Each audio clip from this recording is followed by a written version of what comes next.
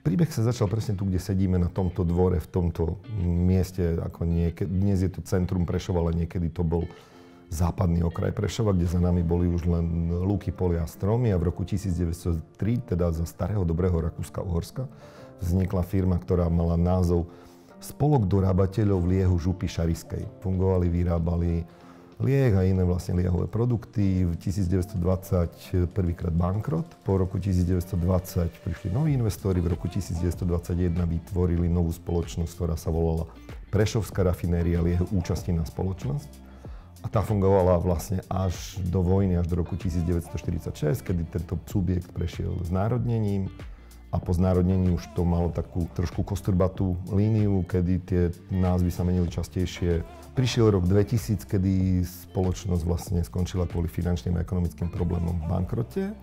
A v roku 2000 vznikla nová spoločnosť, Prelika akciová spoločnosť Prešov, ktorá vlastne trvá dodnes, teda dobrých 23 rokov. Skratka, alebo čo znamená výraz Prelika, je to jednoduché prešovská likérka. Prelika má 4 základné portfólia, ktorých výrobe sa venuje prvé výroba alkoholických nápojov, druhé výroba horčice, tretie výroba octu a štvrté výroba vlastných destilátov. A tak, ako som ich vymenoval, taká je ich objemová priorita vlastne v skladbe výrobnej. Čo sa týka výrobného programu alebo vlastne toho portfólia vyrábaných výrobkov, je veľmi široké. Aktuálne máme v sortimente vyše 200 položiek, ktoré vyrábame. Najviac je ich alkoholických nápojov. Začíname tými tradičnými, ktoré poznajú mnohí, rum, vodka, borovička, v rôznych segmentoch balenia, to je taká tá najbežnejšia úroveň. Pokračujeme nejakou strednou triedou, kde je vlastne nejaké špecifické ochutené vodky, ochutené borovičky, likéry. A potom sa dostaneme do takých vyšších úrovní alebo zaujímavejších úrovní, kde máme veľmi zaujímavú zastúpenú skupinu destilátov, či je to už slivovica, hruškovica, malinovica, jahodovica. Potom máme taký vrchol tej pyramídy, môžu tvoriť naše brandy, kedy vyrábame brandy, ktoré pekne poctivo dozrieva 6 rokov v dubových súdoch z Francúzska. Je to brandy vyrobené zo slovenského vína, vydestilovaný vinný destilát, uskladnený do francúzskych súdov na 6 rokov, strčený do pivnice, po 6 trpezlivých rokoch ich vyberieme von a pekne to nafľašujeme. A toto je taký jeden náš produkt v kategórii VSOP. A pripravuje sa teraz niekedy v tomto období ešte väčšia zaujímavosť a perlička, kedy sme si odložili dvojico súdkov od roku 2006 a pripravujeme Excelsior brandy kategória XO, ktoré bolo v súde 12 a 3/4 roka. Je to kategória naturálne brandy bez cukru a kuléru. Je to absolútny unikát v európskom rozmere. No a potom vlastne z tých destilátov je záhodno spomenúť niektoré destiláty, ktoré sa priamo viažú aj k mieste, kde bývame. Prešov to je Eperiež, to je Fragopolis, to je jahodové mesto.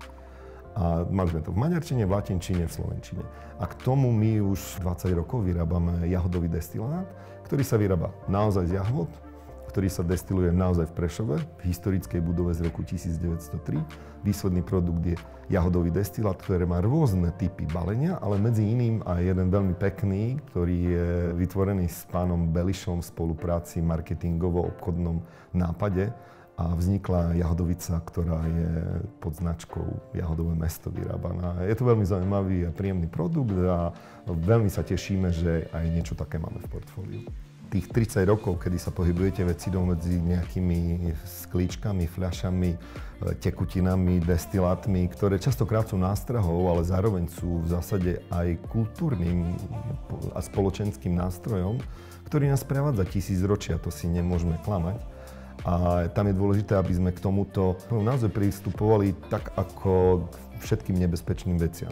S rešpektom, s úctou a s nejakou spoločenskou hodnotou. Nakoľko tie roky a sídlo firmy a všetko možné je vždy denominované v Prešove. Všetko sa to odohráva v Prešove, niekedy na okraji, dnes v centre.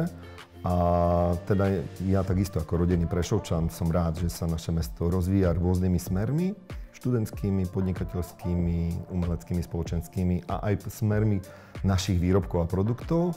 A ja ako rodený Prešovčan som veľmi rád, že máme produkt ako Jahodovica a že máme aktivitu, ktorá sa môže nazývať Jahodovým mestom.